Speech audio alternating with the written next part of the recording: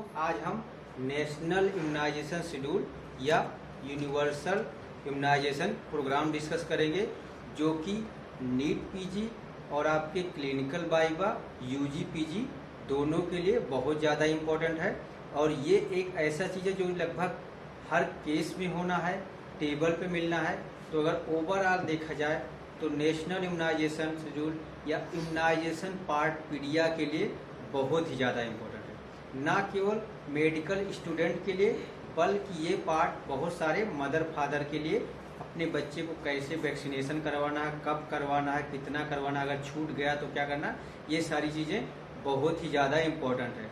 बहुत सारे पेरेंट में ये इशू रहता है, उनको ये कन्फ्यूजन रहता है या ऐसा भ्रांतियाँ हैं कि इम्यूनाइजेशन कराने से बच्चे में स्टेरिलाइजेशन हो जाता है। ऐसा कोई मेडिसिन रहता है इम्यूनाइजेशन में? तो बीइंग ए पीडियाट्रिशियन ये मैं क्लियर करना चाहता हूँ कि इसमें ऐसा कोई स्टेरिलाइजेशन मेडिसिन नहीं होता है, बल्कि इम्यूनाइजेशन आपके बच्चे को बहुत सारे जानलेवा बीमारियों से बचाता है। तो अपने बच्चे को पूरी तरीक़ा से सारे डोज, बिना कोई डोज स्किप करते हुए सारे डोज और कंप्लीट वैक्सीनेशन करवाना है। ये एक पीडियाट्रिशियन की राय है, एक क्या सारे पीडियाट्रिशियन WHO IAP सबका ये है और इसको पूरी तरीके से प्रमाणित किया गया है। तो इस तरह का कोई कन्फ्यूजन नहीं होना चाहिए। तो इम्यूनाइजेशन कैसे स्टार्ट होता है? जो नेशनल इम्यूनाइजेशन शेड्यूल है या यूनिवर्सल इम्यूनाइजेशन प्रोग्राम है, ये सारे government hospital, district hospital, CSC PSC पे free of cost with due date available है।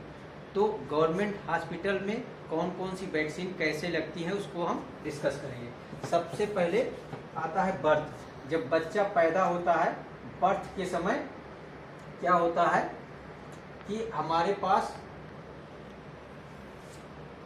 तो सही चल रहा है। सबसे पहले जो इम्यूनाइजेशन स्टार्ट होता है, जैसे बच्चा बर्थ होता है, जैसे बच्चा बॉर्न होता है, तो हम बर्थ पे 3 इम्पोर्टेंट वैक्सीन देते हैं। पहला OPV, हेपेटाइटिस B और BCG। तो एक क्वेश्चन यही आपसे पूछा था कि बर्थ पे कौन कौन सी वैक्सीन देते हैं, तो तीनों वैक्सीन का नाम याद रखना।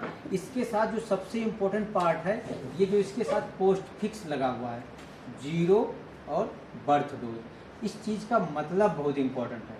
0 डोज का मतलब सिर्फ ये नहीं होता कि जब आप बर्थ के समय ही दिए, उसको विदिन 15 डेज यानी 15 दिन के अंदर तक दे सकते हैं। अगर किसी बच्चे को OPV का 0 डोज 15 दिन के अंदर दे रहे हो तो वो 0 डोज ही कंसीडर हुआ जाएगा। तो ये वाला पार्ट बहुत ही इम्पोर्टेंट है। दूसरा, चूँकि ये नाम है ओरल पोलियो वैक्सीन, तो इसका रूट ओरल होता है, ठीक है। इसको एक बार में 2 ड्रॉप दिया जाता है और मैक्सिमम एज 5 साल तक दे सकते हैं, ठीक है। इतने सारे क्वेश्चन पूछे जाते हैं। ओरल है तो इसमें IM ये सब चीज़ें नहीं रहेगी। हेपेटाइटिस B का जो बर्थ डोज है, बर्थ डोज का मतलब होता है कि आपको विदिन 24 आवर्स देना है।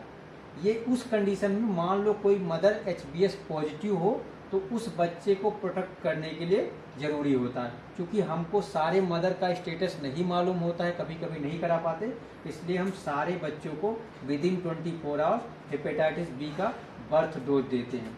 एक जनरल बेसिक रूल समझ लीजिए कि वैक्सीन का जो यूनिवर्सल नॉर्मल डोज होता है वो 0.5 ml होता है, 0.5 ml होता है, और कहीं जो आगे पीछे है उसको आपको याद रखना है।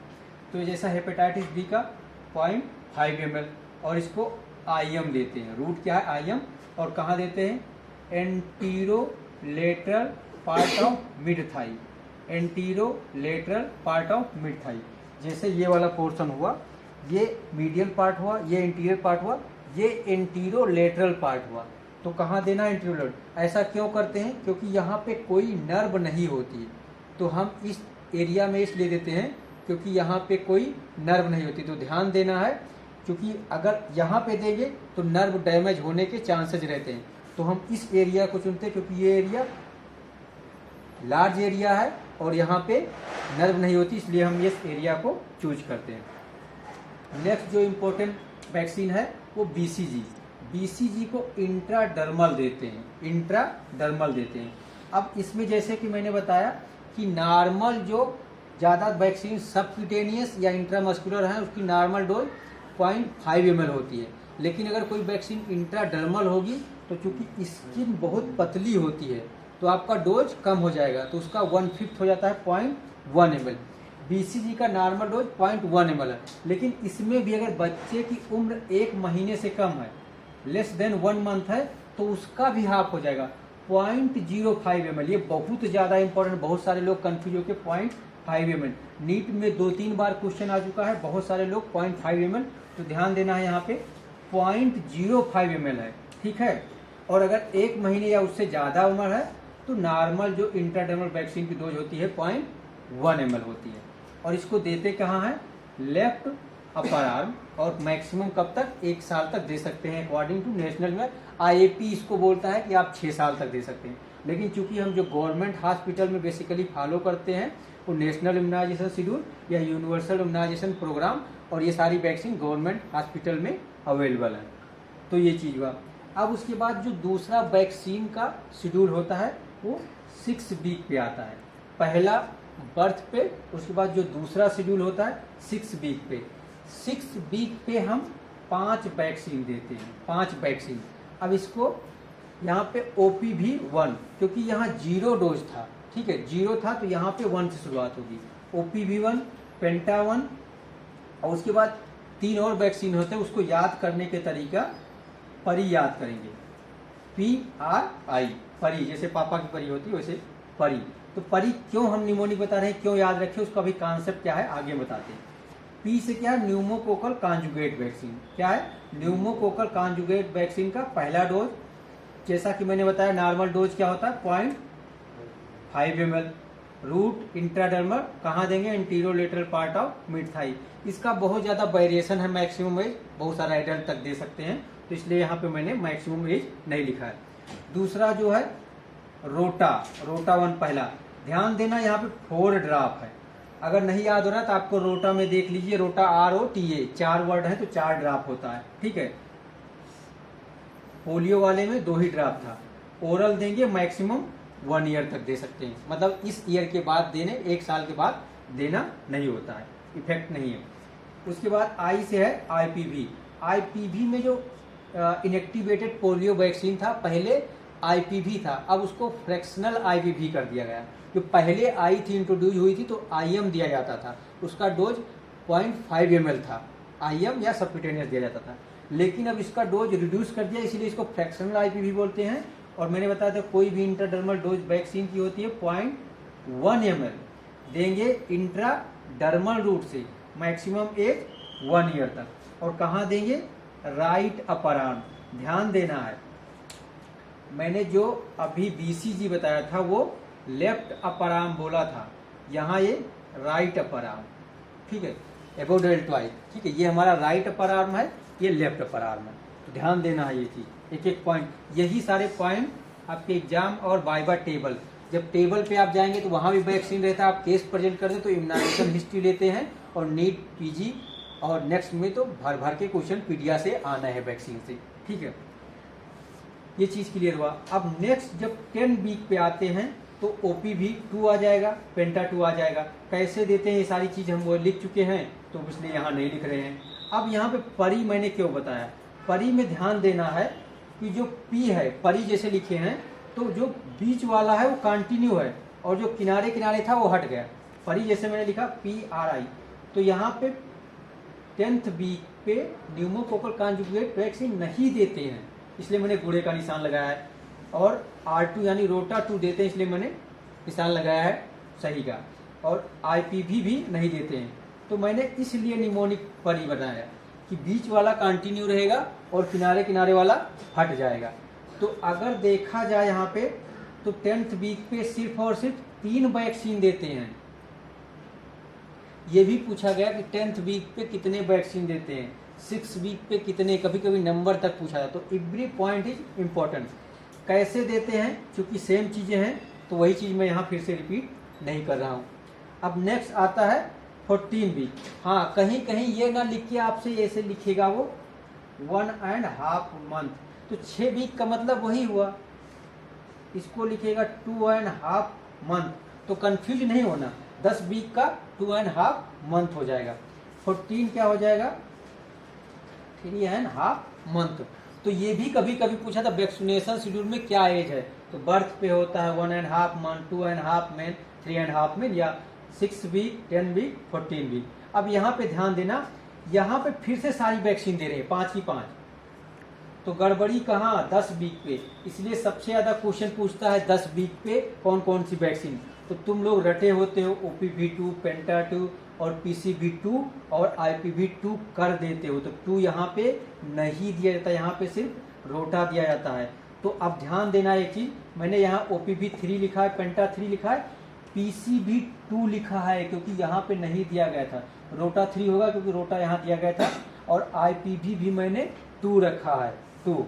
तो यहाँ पे दूसरी है। बाकी रूट के बारे में मैंने ऑलरेडी लिख रखा है यहाँ पे, तो इसलिए फर्दर मैंने यहाँ पे डिस्क्राइब नहीं किया है। तो ये आपका 14 वीक तक वैक्सीनेशन कैसे होता है ये आप ध्यान दीजिएगा।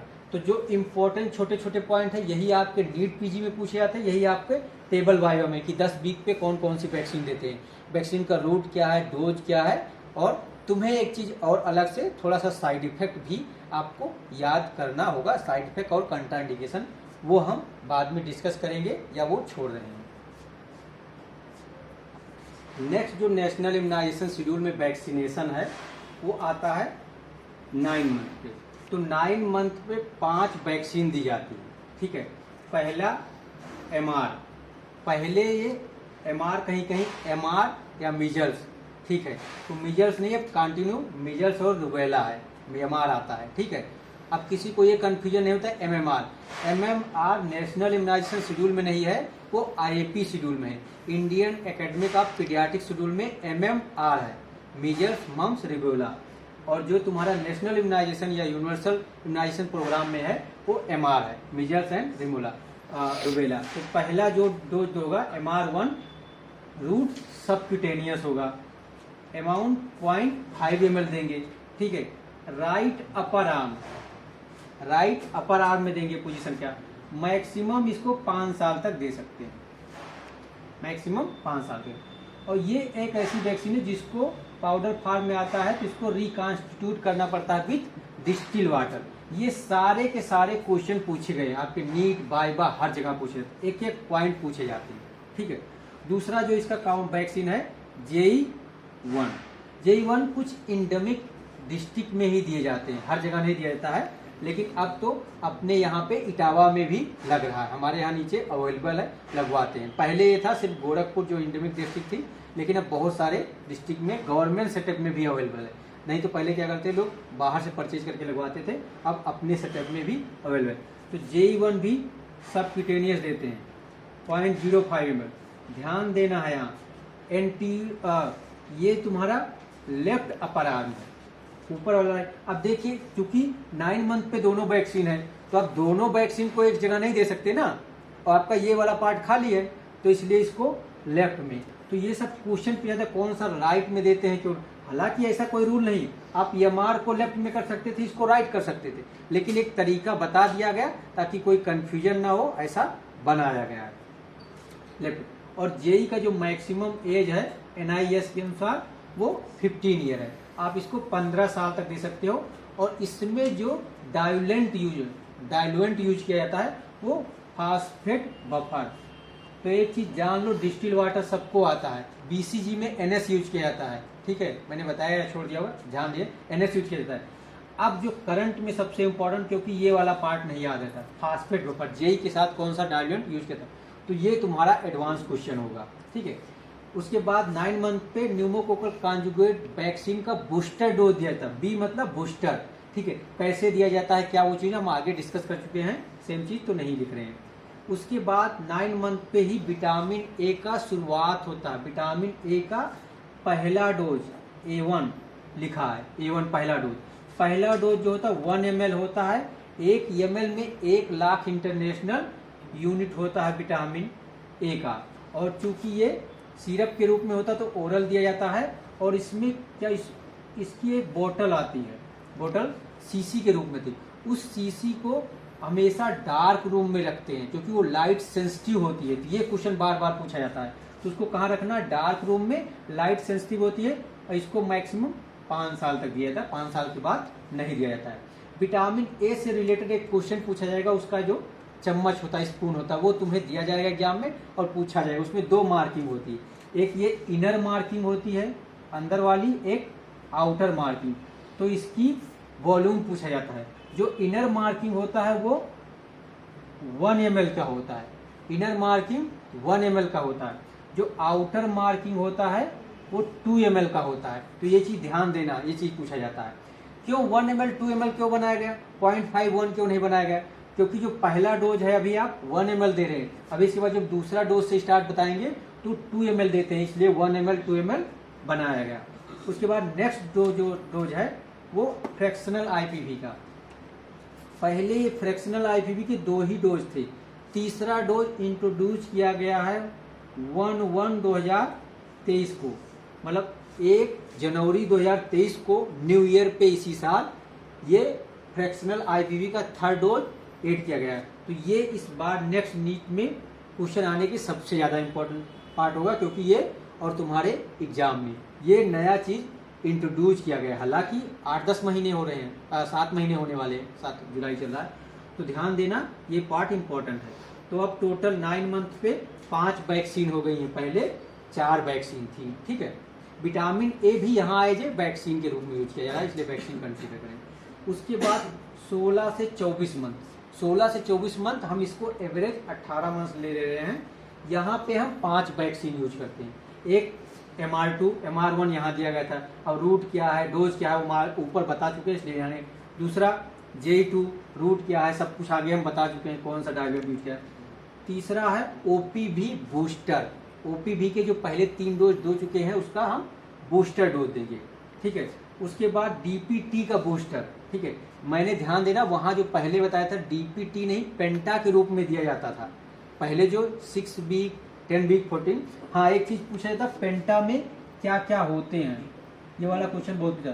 तो पेंटा में DPT होता है, प्लस हीमोफिलस इन्फ्लुएंजा बी होता है, प्लस हेप बी होता है। आपके PSM में बहुत ज्यादा क्वेश्चन पूछा जाता है।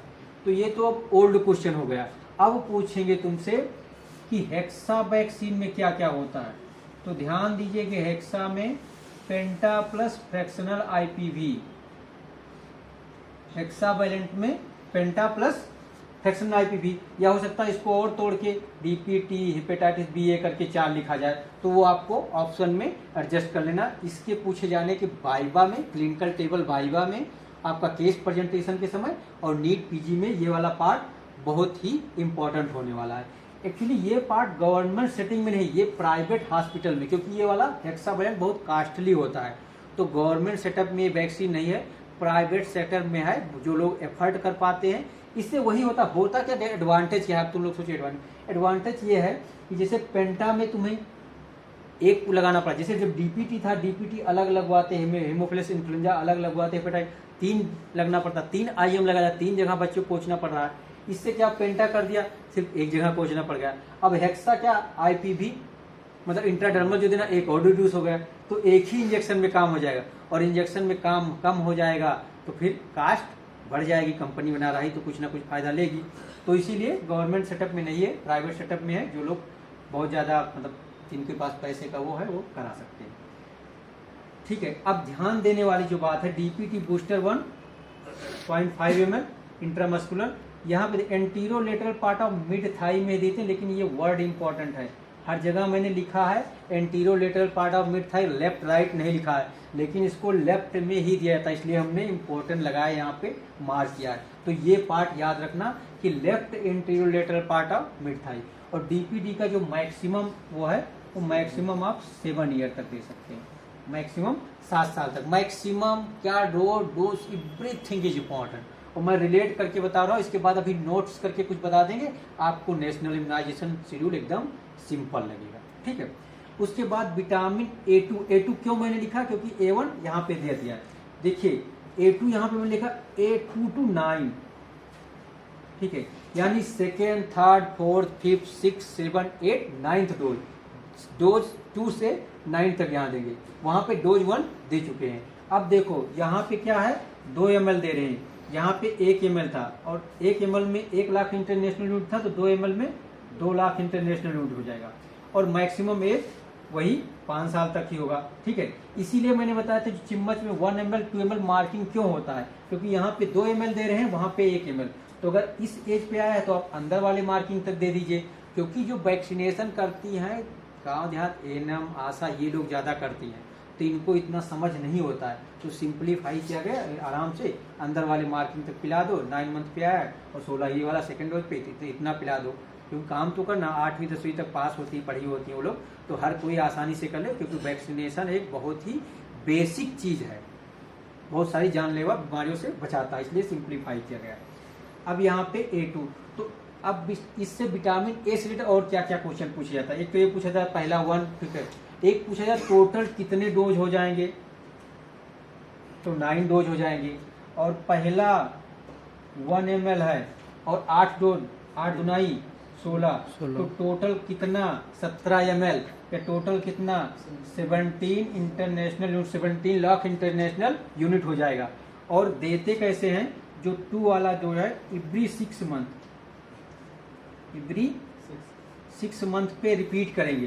तो जैसे हम पहला 18 से शुरू करेंगे, तो 18, 24, 30, 36, 42, 48, 54 और 60। ठीक है, एक पहले हो चुका है, 2, 3, 4, 5, 6, 7, 8, 9 डोज हो गया। तो आपका ये भी पूछ रहे कभी कभी कि थर्ड डोज कब दिया जाएगा, तो थर्ड डोज कब हो जाएगा 24 मंथ पे। ठीक है, इसी तरह करो कि 8th डोज कब जाएगा 54 मंथ, अब इसको ईयर में भी कन्वर्ट कर सकते हैं। तो ये सारे क्वेश्चन अगर आपको नॉलेज है तो एग्जामिनर क्वेश्चन घुमाएगा, एप्लीकेशन ऑफ नॉलेज करवाएगा। तो नेशनल इम्यूनाइजेशन शेड्यूल आपको थोड़ा सा एफर्ट करेंगे तो बड़े आसानी से याद हो जाए, उससे रिलेटेड क्वेश्चन चाहे नीट में हो, चाहे टेबल बाय का हो, चाहे केस के दौरान आप अच्छे से निकाल सकते हैं। उसके बाद जो 16 से 24 मंथ के बाद सीधे फिर आ जाते हैं आपका 4 to 6 ईयर, एक्चुअली 4 to 6 ना होके 5 to 6 ईयर होता है। यहाँ पे आपको डीपीटी का सेकेंड बूस्टर डोज दिया जाता है, डीपीटी का सेकेंड बूस्टर डोज। अब ध्यान देने वाली बात है, जैसे मैंने यहाँ लिखा 0.5 ml IM, सब कुछ वही, जहाँ यहाँ पे left interior lateral part of mid thigh था, वहाँ यहाँ पे चेंज हो जाता है, लेफ्ट रहेगा, लेफ्ट अपर आर्म हो जाएगा, लेफ्ट अपर आर्म। वो पहला V1 क्या था, DPT V1 left interior lateral part of mid thigh, इसको लेफ्ट, तो इसका साइड फिक्स है, लेफ्ट ही है, इसको नीचे से ऊपर याद करना, पहला डोज नीचे है, दूसरा ऊपर है। ठीक है, याद रहेगा। उसके बाद फिर आता है नेक्स्ट 10 साल पे 16 साल पे, 10 साल 16 साल पे टिटनेस का वैक्सीन दिया जाता है। अब ये चेंज हो चुका है, पहले टीटी था, अब हो गया डीटी, यानी डिप्थीरिया और टिटनेस। हालांकि ये चेंज हुए 2-3 साल हो गए हैं, लेकिन अभी भी नहीं याद रहता लोगों को। और दूसरा 16 साल पे टीटी की जगह डीटी हो गया है। और आपने पढ़ा होगा प्रेगनेंसी, नेशनल इम्यूनाइजेशन शेड्यूल के अंतर्गत ही प्रेगनेंसी वाला भी आता है। प्रेगनेंसी में TT1 TT2 1 महीने के अंतराल पे दिया जाता है, तो TT नहीं रह गया है, ये भी अब DT हो गया है। DT1 DT2 4 मंथ के 4 वीक के या 1 मंथ के इंटरवल पे दिए जाते हैं, 1 मंथ के इंटरवल पर दिए जाएंगे। ध्यान देना है, अगर प्रेगनेंसी विद इन 3 ईयर हो गया, 3 साल के अंदर, तो 2 डोज ना देके एक सिंगल DT बूस्टर डोज दे देते हैं। मान लीजिए जो पहला बच्चा है उसके होने के बाद दूसरा बच्चा सिर्फ 2 ही साल बाद हो गया, ठीक है, तो 3 साल के अंदर है, तो आपको 2 डोज जो देते थे DT1 DT2 वो ना देके सिर्फ सिंगल एक बूस्टर डोज हो जाता है। ठीक है, तो वही चीज मैंने लिखा है।